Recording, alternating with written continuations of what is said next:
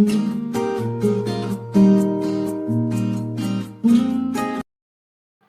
friends, welcome to our channel Thirumathi Dhanakumar. இன்னைக்கு நம்ம சேனல்ல என்ன ரெசிபி பண்ண போறோம்னா திண்டுக்கல் தலப்பாக்கட்டு பிரியாணி தான் பண்ண போறோம். இதுக்கு தேவையான பொருட்கள் என்னென்னு பார்த்துடலாம். 1/2 கிலோ சீரக சம்பா அரிசி எடுத்து வச்சிருக்கேன். மட்டன் 1/2 கிலோ, மல்லி 2 ஸ்பூன், சோம்பு 1/2 ஸ்பூன், சீரகம் 1 ஸ்பூன், கிராம்பு 5, பட்டை 1, ஏலக்காய் 3, மிளகு 1/2 ஸ்பூன், கல்பாசி 1 ஸ்பூன், கசகசா 1/2 ஸ்பூன், பிரியாணி இலை ஒரு 3 துண்டு, அன்னாச்சி பூ 1. இப்போ மட்டனை நம்ம வேக வச்சு எடுத்துட்டு வந்துடலாம். இப்போ பிரியாணிக்கு தேவையான மட்டனை நம்ம ஒரு 4 விசில் விட்டு வேக வச்சு எடுத்துக்கலாம்.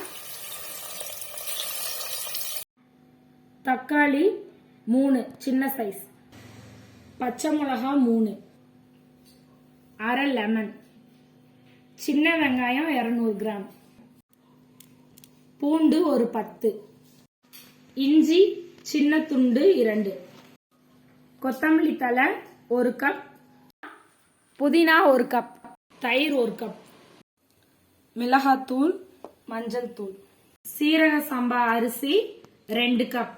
பிரியாணிக்கு தேவையான மசாலா அரைச்சுக்கலாம். மல்லி, சோம்பு, சீரகம், கிராம்பு, ஏலக்காய், பட்டை நல்லா நொறுக்கி போட்டுக்கோங்க. மிக்சியில் அரைக்காது, கல்லில் கூட தட்டி போட்டுக்கோங்க. அடுத்து பிரியாணி இலை, அன்னாச்சி பூ, கல்பாசி, மிளகு, கசகசா, இஞ்சி, வெள்ளைப்பூண்டு போட்டாச்சு. அடுத்து பச்சை மிளகா,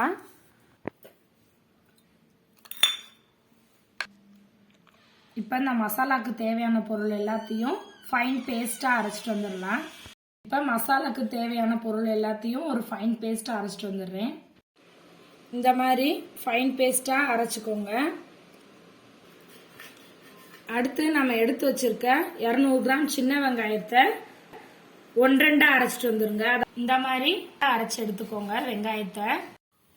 இப்போ நம்ம தலப்பாக்கட்டு பிரியாணி செய்ய ஆரம்பிச்சிடலாம். 4 ஸ்பூன் எண்ணெய் ஊற்றிக்கோங்க. கடலெண்ணெய் இல்லை நல்லெண்ணெய், எந்த எண்ணெய் வேணாலும் ஊற்றிக்கலாம். 4 ஸ்பூன் ஊற்றிக்கோங்க. அடுத்து 2 ஸ்பூன் நெய்.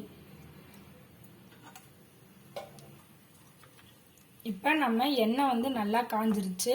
சிம்மில் வச்சுக்கோங்க. நம்ம அரைச்சி வச்சுருக்க சின்ன வெங்காயத்தை போட்டுக்கலாம்.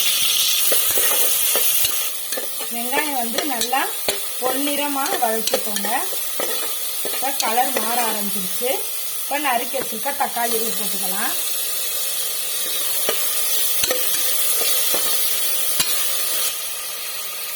ஒரு ஸ்பூன் மிளகாத்தூள் போட்டுக்கலாம். 1/2 ஸ்பூனுக்கும் கம்மியாக மஞ்சத்தூள் போட்டுக்கோங்க.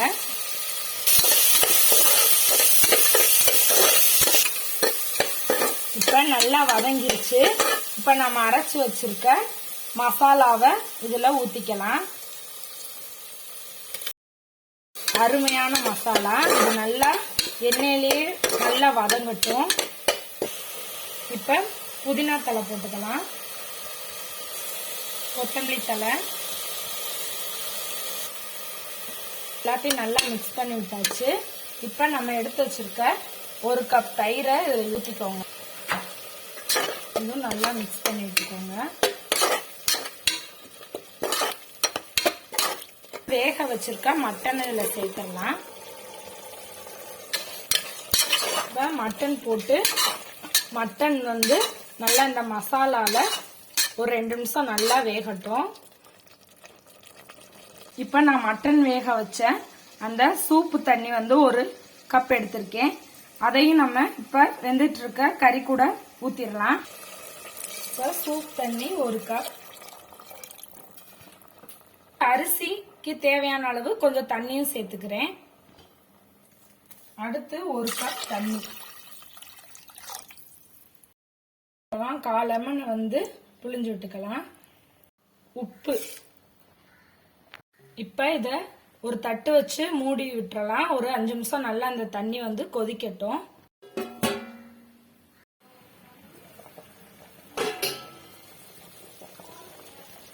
இப்ப நம்ம பிரியாணி மசாலா வந்து நல்லா கொதிக்க ஆரம்பிச்சிருச்சு. இப்ப அரிசி அதுல நம்ம போட்டுறலாம். இந்த பிரியாணிக்கு வந்து நீங்க சீரக சம்பா அரிசி தான் யூஸ் பண்ணுங்க. அதான் சூப்பரா டேஸ்டும் அந்த நம்ம திண்டுக்கல்ல சாப்பிட்ற அதே ஃபிளேவர் கிடைக்கும். இப்ப நான் இதை வந்து ஒரு 10 நிமிஷம் ஊற வச்சுட்டேன். தண்ணியை வடிகட்டி அரிசியை நம்ம அந்த மசாலால சேர்த்துடலாம். அரிசி அதுல போட்டுக்கலாம். இப்ப அரிசி போட்டாச்சு. நல்லா கிளறி விட்டுட்டு நம்ம கொத்தமல்லி தலையும் புதினாவும் போட்டு குக்கரை மூடி வச்சு ஒரு விசில் விட்டுறலாம். இப்ப நான் ஒரு விசில் விட்டு தம் பண்ணி பிரியாணி இறக்கி எடுத்துட்டு வந்துட்டேன். இப்ப நம்ம சுவையான தலப்பாக்கட்டு மட்டன் பிரியாணி ரெடி ஆயிடுச்சு. வாங்க சாப்பிடலாம். இந்த வீடியோ பிடிச்சிருந்தா லைக் பண்ணுங்க, ஷேர் பண்ணுங்க, கமெண்ட் பண்ணுங்க. மறக்காம நம்ம சேனலை சப்ஸ்கிரைப் பண்ணிருங்க. பக்கத்துல இருக்க பெல் ஐக்கானை கிளிக் பண்ணி ஆல் ஆப்ஷனை செலக்ட் பண்ணிக்கோங்க. தேங்க்ஸ் ஃபார் வாட்சிங்.